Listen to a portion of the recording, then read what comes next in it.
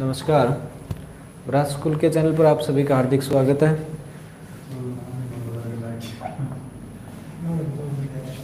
हमारी जो pol science की क्लासें चल रही थी उसमें हम थर्ड लेसन पढ़ रहे थे। तीसरा जो हमारा लेसन है समकालीन विषयों में अमेरिकी व चर्चा, ठीक है।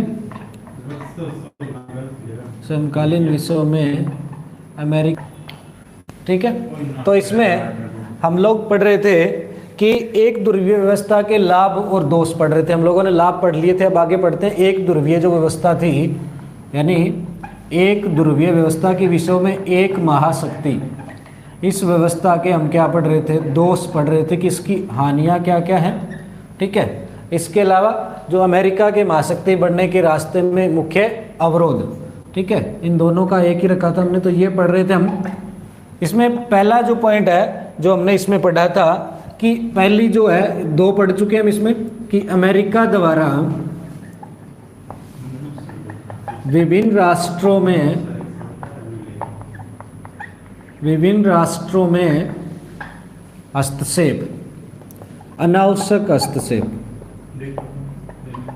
ये पॉइंट हम पढ़ चुके हैं कि अमेरिका ने विभिन्न देशों के मामलों में अनावश्यक हस्तक्षेप करना शुरू कर दिया था, क्योंकि अमेरिका अकेली महाशक्ति रह गया था। तो अमेरिका ने क्या है, विश्व के आंतरिक मामलों में अनावश्यक हस्तक्षेप करना शुरू कर दिया था, जिसके कारण क्या है बाकी देश इससे परेशान हो चुके थे। तो ये इसका क्या था, एक दोष था और अमेरिकी वर्चस्व के मार्ग में एक अवरोध था, ठीक है। दूसरा जो था कि वित्तीय सहायता के विषय में भेदभाव, वित्तीय सहायता के विषय में भेदभाव, ये दो हम पढ़ चुके हैं कि वित्तीय सहायता मतलब आर्थिक सहायता उपलब्ध करवाने के मामले में क्या इन्होंने भेदभाव करना शुरू कर दिया था कि जो देश इनके पीछे लगे थे, कि जो देश इनके पीछे लगे हुए थे उन्हीं को आर्थिक सहायता ज़्यादा उपलब्ध करवाते थे, बाकी देशों को कम उपलब्ध करवाते थे या नहीं उपलब्ध करवाते थे। तो ये भी क्या है, इसका एक दोष था, वित्तीय सहायता के विषय में भेदभाव। तो ये दो पॉइंट है, इसके हम पढ़ चुके हैं। इसके बाद इसका जो तीसरा जो है कि नव साम्राज्यवाद को प्रोत्साहन, कि इन्होंने दो जो है इसकी बुराइयां, इसकी तीसरी जो बुराई है कि नव साम्राज्यवाद को प्रोत्साहन, ठीक है। हमने साम्राज्यवाद पढ़ा है। इसके बाद तीसरा है नव साम्राज्यवाद को प्रोत्साहन यानी बढ़ावा, कि इन्होंने नव साम्राज्यवाद था उसको प्रोत्साहन दिया, उसको बढ़ावा देना शुरू कर दिया, ठीक है। कि नव प्रोत्साहन की क्या है, किससे कि जहां जिस मामले में जिस प्रकार इसकी जो है कि नव साम्राज्यवाद मतलब क्या है कि एक साम्राज्यवाद की एक नई परंपरा, एक नई प्रणाली इन्होंने शुरू कर दी, ठीक है। तो इससे क्या है, अमेरिका की जो बड़ी बड़ी बहुराष्ट्रीय कंपनियां थी, अमेरिका की जो बड़ी बड़ी बहुराष्ट्रीय जो कंपनियां थी, वो कंपनियां क्या है अमेरिका से निकल करके विश्व के विभिन्न राष्ट्रों में जाकर के अपनी जो है एजेंसियां या कंपनियां वहां पर ये लोगों ने उद्योग लगाने शुरू कर दी। कि अमेरिका की जो बड़ी बड़ी बहुराष्ट्रीय कंपनियां थी, इन्होंने क्या है अमेरिका में इससे बाहर निकल करके अलग के जो बाहर देश थे उन देशों में क्या है इन्होंने अपने उद्योग स्थापित किए, वहां पर इन्होंने अपनी फैक्ट्रियां लगानी शुरू कर दी, ठीक है। और वहां से जितना भी जो पैसा इकट्ठा होता वो वापस कहां लेकर के आते, अमेरिका। तो इस प्रकार इन्होंने अमेरिका की अर्थव्यवस्था को मजबूत करने का क्या है वो काम किया। तो इस व्यवस्था को क्या कहा जाता है, नव साम्राज्यवाद। कि अमेरिका की जितनी भी बड़ी बड़ी बहुराष्ट्रीय कंपनियां थी उन कंपनियों ने क्या है दूसरे देशों के अंदर गए, उन देशों में निवेश किया, ठीक है। और उन देशों से जितना पैसा इकट्ठा करके वो कहां लेकर गए, अमेरिका, जिससे अमेरिका की अर्थव्यवस्था को क्या मिली, मजबूती मिली। तो इस चीज को क्या कहा जाता है, नव साम्राज्यवाद है। नव साम्राज्यवाद को इन्होंने प्रोत्साहन दिया, ठीक है। तो इससे क्या है आर्थिक जो साम्राज्यवाद भी कहा जाता है इसको नव साम्राज्यवाद। कि यहाँ की जो बड़ी बड़ी बहुराष्ट्रीय कंपनियां थी वो विश्व के अलग अलग देशों में चली गई, वहां उन्होंने निवेश किया, उद्योग लगाए और वहां से पैसा इकट्ठा करके वापस कहां लेके आए, अमेरिका में। तो इससे क्या है अमेरिका की अर्थव्यवस्था को मजबूती मिली और दूसरे देशों के बारे में इनको जानने का मौका मिला, उन देशों में उनका क्या है साझा हस्तक्षेप भी हो गया इससे उनका, ठीक है। तो ये जो तीसरा जो इसका पॉइंट है, नव साम्राज्यवाद को इससे प्रोत्साहन मिला, किससे बढ़ावा मिला, आर्थिक साम्राज्यवाद जो है वो इसमें बढ़ गया। ये भी इसका क्या है तीसरा दोष है। उसके बाद चौथा तो दोष है बेरोजगारी और गरीबी में वृद्धि। बेरोजगारी और गरीबी में वृद्धि हो गई, यानी अब क्या है जो पैसे का जो वित्तीय जो है वो एक जगह क्या हो गया, केंद्रीयकरण हो गया। कि अमेरिका एक महाशक्ति बन गया, दूसरे देशों में इन्होंने अपनी फैक्ट्रियां लगाई, निवेश किया और वहां से पैसा इकट्ठा करके क्या है ये जो है अपनी तरफ लेकर के आने लगे, यानी जो है आर्थिक केंद्रीयकरण होने लग गया। ठीक है, कि एक जगह जो पूरे विश्व का जो पैसा है वो एक जगह केंद्रीकृत होने शुरू हो गया। ठीक है, बड़ी बड़ी जो बहुराष्ट्रीय कंपनियां लगी, इन्होंने अपनी तरफ से काम किया, अपनी तरफ से जो तकनीकी युग का विकास हुआ, नई नई मशीनों का आविष्कार हुआ। ठीक है, इन मशीनों का आविष्कार होने से क्या है, बड़ी संख्या में लोग क्या हो गए, बेरोजगार हो गए। ठीक है, मशीनों के प्रयोग होने से बड़े बड़े उद्योगों में क्या है, लोगों की छंटनी कर देगी, लोगों की श्रमिकों की जो संख्या है वो कम हो गई। ठीक है, अब सिर्फ अनुभवी या एक्सपीरियंस वाले जो है उन्हीं को रखा जाता था। तो इससे क्या है, जो इससे बेरोजगारी और गरीबी में क्या है, बढ़ोतरी हुई। बेरोजगारी और गरीबी में क्या है, बड़े स्तर पर जो आर्थिक सुधार किए इसके अलावा इन्होंने। ठीक है, तो इसके कारण भी क्या है, इसमें गरीबी और बेरोजगारी में बढ़ती हुई। ठीक है, क्योंकि नई नई तकनीकों का आविष्कार किया, इन तकनीकों के आविष्कार से क्या है, मानव श्रम में कमी आई और क्या है कि मशीनों की संख्या ज़्यादा बढ़ गई। तो मशीनों की संख्या बढ़ी तो इससे क्या है, लोग बेरोजगार हो गए और आर्थिक सुधारों के कारण क्या है, इसमें बेरोजगारी और गरीबी में बड़ी संख्या में क्या हुई, वृद्धि हुई। ठीक है, तो ये इसका फोर्थ पॉइंट है। उसके बाद इसका जो पांचवा जो पॉइंट है, आतंकवाद का वैश्वीकरण। आतंकवाद का वैश्वीकरण, आतंकवाद को बढ़ावा मिला था इसके कारण। ठीक है, जो मुस्लिम जो जिहादी थे जिनको किसने तैयार किया था, अमेरिका ने। ठीक है, जो दूसरा जो महायुद्ध था, शीत युद्ध के जो दौरान है, इन्होंने अमेरिका ने मुस्लिम जिहादियों को क्या है, जो तैयार किया था। शीत युद्ध के दौरान इन लोगों को, जो आतंकवाद का बीज किसने बोया था, अमेरिका ने। शीत युद्ध के दौरान इन्होंने मुस्लिम जिहादियों को सोवियत संघ के खिलाफ तैयार किया और इनको हथियार आदि मुहैया करवाते थे, इनको आर्थिक सहायता उपलब्ध करवाई जाती थी। ठीक है, और बड़ी संख्या में क्या है, इनको अपने साथ इन्होंने मिलाया, बड़ी आर्थिक सहायता इनको उपलब्ध करवाए, हथियार वगैरह इनको उपलब्ध करवाए, ताकि ये जरूरत पड़ने पर सोवियत संघ रूस के विरुद्ध इनका प्रयोग कर सके। ठीक है, ये इन्होंने अपनी जरूरत के लिए आतंकवाद फैलाना शुरू किया था। लेकिन जब शीत युद्ध का अंत हो गया तो ये लोग क्या है, इन्हीं के खिलाफ हो गए। जिन उन हथियारों और उस पैसे का प्रयोग इन्होंने वापस किसके खिलाफ करना शुरू कर दिया, अमेरिका के खिलाफ ही करना शुरू कर दिया। ठीक है, तो इससे क्या है, आतंकवाद अब ये जो है बड़ी बड़ी, इन्होंने जो मुस्लिम जिहादी तो बने थे, इनकी बड़ी बड़ी संस्थाएं बन गई। इन लोगों ने क्या है, पूरे विश्व में अपना जो प्रभाव है बढ़ाना शुरू कर दिया, क्योंकि अमेरिका ने इनको नकार दिया। तैयार किसने किया था, पहले अमेरिका ने किया था, लेकिन शीत युद्ध की समाप्ति के बाद जब अमेरिका अकेली महाशक्ति रह गया तो अमेरिका ने क्या है, इनसे पल्ला झाड़ लिया। तो अब ये लोग क्या है, अमेरिका के खिलाफ ही उस चीजों का प्रयोग जो है वो करने लगे। ठीक है, उन्होंने हथियारों का प्रयोग जो उन्होंने करना शुरू कर दिया, जैसे 9/11 है, ठीक है, 9/11 है। ठीक है, तो ये जो चीजें इन्होंने, अमेरिका ने पहले अपने फायदे के लिए तैयार की थी, बाद में 9/11 जो विश्व व्यापार संगठन का जो ऑफिस था उस पर जो हमला हुआ था, ठीक है, भारत में भी हुआ था। तो इस प्रकार के जो है कि आतंकवाद को क्या है, बढ़ावा मिल गया। अब आतंकवाद क्या है, पूरे विश्व में फैल गया। ठीक है, तो ये इन्होंने शुरुआत अपने फायदे के लिए की थी। अब दूसरी जो महाशक्ति वो खत्म हो गई। ठीक है, तो अब अमेरिका अकेला महाशक्ति रहा था, तो अमेरिका ने जब इनसे पल्ला झाड़ लिया तो अब ये क्या है, आतंकवाद का वैश्वीकरण हो गया, यानी आतंकवाद है पूरे विश्व में फैल गया, जिसका कुप्रभाव है वो आज भी हमें देखने को मिलता है। तो ये क्या है, आतंकवाद का वैश्वीकरण किसका जो है, इसका एक ध्रुवीय व्यवस्था का ही एक कुपरिणाम है। ठीक है, यानी आतंकवाद जो पूरे विश्व में आज फैला हुआ है वो किसका परिणाम है, इसी चीज का परिणाम है, एक ध्रुवीय व्यवस्था, यानी अमेरिका के गलत अधिकारों के प्रयोग का जो कारण है वो क्या है, आतंकवाद का वैश्वीकरण है, जिसके कारण आतंकवाद आज पूरे विश्व में फैल चुका है। ठीक है, उसके बाद है संयुक्त राष्ट्र का अगला जो पॉइंट है कि संयुक्त राष्ट्र का निष्प्रभावी होना। संयुक्त राष्ट्र का निष्प्रभावी होना, कि अमेरिका की जो शक्ति है, कि पहले क्या है, अमेरिका और रूस दो बड़ी शक्तियां थी। ठीक है, तो ये दोनों एक दूसरे के मामले का काटते थे, एक दूसरे का विरोध करते थे। ठीक है, तो एक दूसरे के मामलों को रोकने के लिए जो है यूएनओ बड़ी हुई थी उस समय। ठीक है, संयुक्त राष्ट्र संघ, यूनाइटेड नेशन ऑर्गेनाइजेशन थी। तो ये क्या है, इनको एक दूसरे का विरोध करते कि अमेरिका अगर कहीं हावी होने लगता तो रूस उनको रोकता, अगर रूस कहीं हावी तो होता तो अमेरिका उसको रोकता। ठीक है, लेकिन अब क्या है, जो अमेरिका अकेली महाशक्ति रह गया था विश्व में, और संयुक्त राष्ट्र का जो अधिकतर जिसका जो ऑफिस है वो भी कहाँ है, यूएनओ अमेरिका के अंदर है। तो इससे क्या है, ये जो है निष्प्रभावी हो गया, यानी ये जो इसके कामों में कम, क्योंकि जो अमेरिका है वो संयुक्त राष्ट्र का मुख्य और स्थायी सदस्य, सुरक्षा परिषद का स्थायी सदस्य है। ठीक है, सुरक्षा परिषद का अमेरिका स्थायी सदस्य, यानी उसे कौन सी पावर प्राप्त है, वीटो पावर प्राप्त है। ठीक है। तो इसके कारण ये क्या है, संयुक्त राष्ट्र के किसी भी मामले को रोक सकता है, यानी किसी भी मामले को इसे रोकने की पावर है, ठीक है। तो अब क्या है, इसके कारण संयुक्त राष्ट्र जो है निष्प्रभावी हो गया, यानी इसका कोई काम नहीं, क्योंकि अमेरिका अब अपनी मर्जी से काम करता है। जैसे जिसकी कार्यवाही हम पढ़ चुके हैं, इराक पर आक्रमण है, ठीक है, केन्या पर आक्रमण है, नैरोबी पर जो आक्रमण है, जो इसके बारे में हमने पढ़ा था।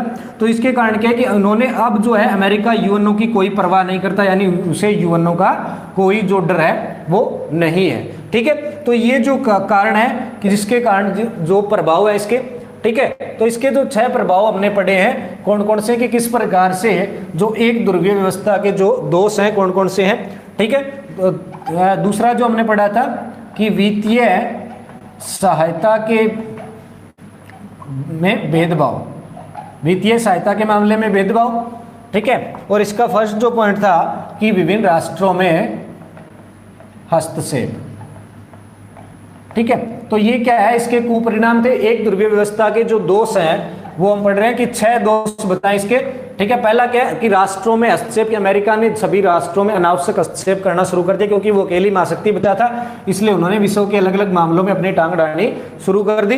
दूसरा, वित्तीय सहायता के मामले में कि जो विश्व बैंक है वो दूसरे राष्ट्रों को अगर वित्तीय सहायता उपलब्ध करवाता तो उसके मामले में क्या है, भेदभाव किया जाता था, कि जो देश अमेरिका के पिछलग्गू थे उनको ज्यादा मिलती और जो देश इनके खिलाफ थे उनको सहायता उपलब्ध नहीं करवाई जाती थी। नव साम्राज्यवाद को प्रोत्साहन मिला, या आर्थिक साम्राज्यवाद को, ठीक है, कि अमेरिका की बड़ी बड़ी बहुराष्ट्रीय कंपनियां हैं वो विश्व के छोटे देशों में गई, वहां उन्होंने निवेश किया और वहां से पैसा इकट्ठा करके वापस क्या है अमेरिका में लेकर के आए और वहां की अर्थव्यवस्था को क्या इन्होंने मजबूत किया, इसे नव साम्राज्यवाद को बढ़ावा मिला, ठीक है। और ज्यादा से ज्यादा तकनीकी विकास के कारण क्या है, बेरोजगारी और गरीबी में क्या हुई, बढ़ोतरी हुई। बेरोजगारी और गरीबी में क्या है, बढ़ोतरी हुई, क्योंकि तकनीकी विकास होने से मशीनों की संख्या बढ़ी और इससे क्या है, मजदूर है वो बेरोजगार हो गए और गरीबी की संख्या है वो इससे बढ़ गई, ठीक है। आतंकवाद का वैश्वीकरण, की आतंकवाद है वैश्वीकरण मतलब पूरे विश्व में फैल जाना, कि आतंकवाद जो है मुस्लिम जो जिहादी है जिनको अमेरिका ने अपने फायदे के लिए तैयार किया था शीत युद्ध के दौरान, ठीक है। शीत युद्ध की समाप्ति के बाद जब उन्हें उसकी कोई जरूरत नहीं रही तो उन्होंने उससे पल्ला झाड़ लिया और ये क्या है, आतंकवाद है वो आतंकवादियों ने उन्हीं के खिलाफ जो है उनके हथियार है वो प्रयोग करने शुरू कर दिए और ये जो व्यवस्था है वो पूरे विश्व में फैल गई, ठीक है। इसको आतंकवाद का वैश्वीकरण कहा जाता है, कि आज पूरे विश्व में इसके जो प्रकोप है वो देखने को मिल रहा है, ठीक है। उसके बाद संयुक्त राष्ट्र का निष्प्रभावी होना, कि संयुक्त राष्ट्र है कि अमेरिका जो है संयुक्त राष्ट्र की सुरक्षा परिषद का स्थायी सदस्य है, उसे वीटो पावर है, यानी किसी संयुक्त राष्ट्र के किसी भी मामले को रोकने की जो उसे पावर प्राप्त है वो उसका प्रयोग बड़े प्रभावी ढंग से करता है, ठीक है। तो इसके कारण जो है संयुक्त राष्ट्र है वो निष्प्रभावी हो चुका है, यानी उसका जो कोई योगदान है वो इसमें नहीं बचा है, ठीक है। तो ये इसके दोष है, इसके बारे में हमने पढ़ा है, ठीक है, कि ये इसके दोष हैं भी अधिकतर हो गया था कि एक ध्रुवीय जो व्यवस्था है अमेरिका का पूरे विश्व में जो वर्चस्व कायम हो गया था उसके कारण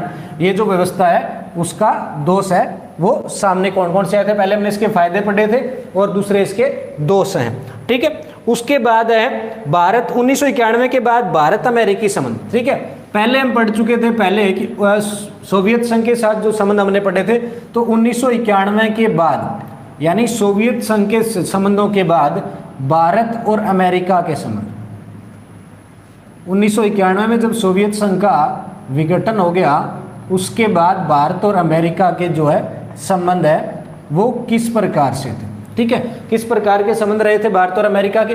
तो जैसा कि पहले हमने पढ़ा था कि रूस के साथ अमेरिका ने एक बार जो है रूस के साथ भारत ने मित्रता संधि की थी, ठीक है। 1971 में रूस के साथ भारत ने मित्रता संधि की थी, तो विश्व में उसको ऐसे लगा था कि जो भारत है वो सोवियत खेमे में शामिल हो गया, यानी विश्व के लोगों को एक बार ये लगा था कि भारत है वो सोवियत खेमे में शामिल हो गया था।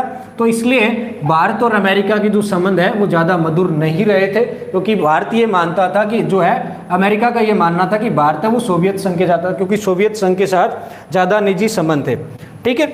तो इससे क्योंकि भारत है वो 1947 में आज़ाद हुआ था, दूसरे विश्व युद्ध के बाद है वो भारत आज़ाद हुआ था और उसका झुकाव किस तरफ ज़्यादा था, सोवियत संघ के साथ भारत का झुकाव है वो ज़्यादा था। अमेरिका के साथ आज़ादी के बाद से ही अमेरिका के साथ भारत का लगाव कम था, ठीक है, क्योंकि भारत जिस देश का उपनिवेश था ब्रिटेन, ठीक है, तो ब्रिटेन सोवियत दूसरे विश्व युद्ध में किस खेमे में शामिल था, अमेरिका के साथ, ठीक है। तो इससे इसके साथ इनका लगाव है थोड़ा कम था और भारत के साथ भारत का सोवियत संघ के साथ इसका लगाव कम था, तो इसलिए भारत और अमेरिका के जो संबंध है वो कम मधुर रहे थे, यानी भारत और अमेरिका के संबंध वो ज़्यादा सराहनीय नहीं रहे थे, ठीक है। तो इसके कारण, और दूसरा जो है गुट निरपेक्षता की नीति, एक जो नीति है कि गुट निरपेक्षता की जो नीति है जिसका प्रमुख जो कौन था, भारत था, ठीक है, कि गुट निरपेक्ष जो आंदोलन है वो चलाने में प्रमुख योगदान था भारत का, ठीक है, कि भारत का गुट निरपेक्ष आंदोलन की दोनों जितने भी विश्व के नए देश उत्पन्न हो रहे थे उन देशों को गुट निरपेक्ष जो है इन देशों के महाशक्तियों से अमेरिका और रूस दोनों से अलग रखने का काम जो किसने किया था, भारत ने किया था। भारत के प्रधानमंत्री पंडित जवाहरलाल नेहरू का इसमें सबसे बड़ा योगदान था, ठीक है। तो इसके कारण भी क्या है, जो महाशक्तियां हैं वो भारत को अपना जो है अपने दोस्त या अपना दुश्मन मानते थे, यानी मुख्य रूप से इसके साथ प्रभावी नहीं थे, ठीक है, क्योंकि ये दोनों ही खेमों में शामिल नहीं थे और सोवियत के साथ इसकी फिर भी थोड़ी नजदीकियां थी, तो इसलिए अमेरिका के साथ भारत के जो कटु संबंध है वो देखे जाते हैं, ठीक है। इसके अलावा जो भारत के अंतर्राष्ट्रीय स्तर पे भारत का जो दुश्मनों के नाम से, जैसे पाकिस्तान के साथ भारत की काफी लंबी दुश्मनी चलती है, ठीक है, तो पाकिस्तान कौन से खेमे में शामिल हुआ था, पाकिस्तान अमेरिका की तरफ था, ठीक है। तो जो है जम्मू कश्मीर जो मुद्दा है उसके ऊपर यूएनओ में अमेरिका ने किसका समर्थन किया था, पाकिस्तान का समर्थन किया था, और सोवियत संघ ने किसका समर्थन किया था, भारत का, ठीक है। तो ये चीज भी क्या है, गुटबाजी के रूप में देखी जाती है, क्योंकि उस समय पाकिस्तान, अमेरिका ने पाकिस्तान का समर्थन किया था और सोवियत संघ ने भारत का समर्थन किया था, तब भी लोगों को ये लगता था कि भारत सोवियत खेमे की तरफ जा रहा है, ठीक है। तो उसके बाद जब सोवियत खेमा 1991 में जब इसका विघटन हो गया, ठीक है, तो विघटन होने के बाद जो है अब भारत, क्योंकि अकेली महाशक्ति बची थी अमेरिका, ठीक है, तो अब भारत को अमेरिका के साथ अपने संबंध जो मधुर करने की जरूरत महसूस हुई, ठीक है, अमेरिका के साथ अपने संबंध मजबूत करने की जरूरत महसूस हुई भारत को 1991 के बाद, ठीक है। तो 1991 में जो, और 1991 में भारत में सरकार थी पीवी नरसिम्हा राव, और इन्होंने उदारीकरण की नीति को वैश्विक स्तर पर, उसी समय भारत में उदारीकरण की जो नीति है वो 1991 में अपनाई गई, ठीक है। भारत ने 1991 में उदारीकरण की जो नीति अपनाई थी पीवी नरसिम्हा राव की सरकार के समय, उन्होंने बड़े स्तर पर भारत में उदारीकरण का काम किया था, ठीक है, और उदारीकरण किसकी नीति है, अमेरिका की, ठीक है। तो इसके माध्यम से भारत ने अमेरिका के साथ अपने जो संबंध है वो मजबूत करने का काम किया था, ठीक है, कि नरसिम्हा राव की जो सरकार है वो क्या चाहती थी कि भारत के साथ है, अमेरिका के साथ भारत के संबंध मजबूत हो, तो इसलिए बड़े स्तर पे क्या है, इन्होंने 1991 के अंदर भारत में बड़े स्तर पर उदारीकरण की जो नीति है वो लागू की गई थी, ठीक है। तो इसमें उन्होंने जो है किस प्रकार से सुधार आया, किस प्रकार से नीतियों को, और इसके लिए इन्होंने जो है विश्व बैंक से कर्जा लिया था, ठीक है, विश्व बैंक से इन्होंने कर्जा लिया। तो विश्व बैंक जब कर्जा देता है तो वो कुछ शर्तों के साथ उपलब्ध करवाया जाता है, ठीक है। तो शर्तों का मतलब क्या हुआ, शर्तें कौन कौन सी रखी गई थी, तो शर्तें रखी गई थी कि विश्व बैंक जो शर्तें रखेगा, उदारीकरण की नीति भारत में लागू की जाएगी और अमेरिका की जो बहुराष्ट्रीय कंपनियां हैं उन्हें भारत में निवेश करने का मौका है वो दिया जाएगा, ठीक है। तो इसके कारण जो है भारत में ये नीति लागू की गई और अमेरिका के साथ संबंधों में सुधार करने की कोशिश जो है की गई, ठीक है। उसके बाद आगे किस प्रकार से संबंधों को लागू करने की कोशिश की गई, कौन कौन से इसके मुख्य जो पॉइंट है वो अगली क्लास में होंगे, ठीक है। धन्यवाद।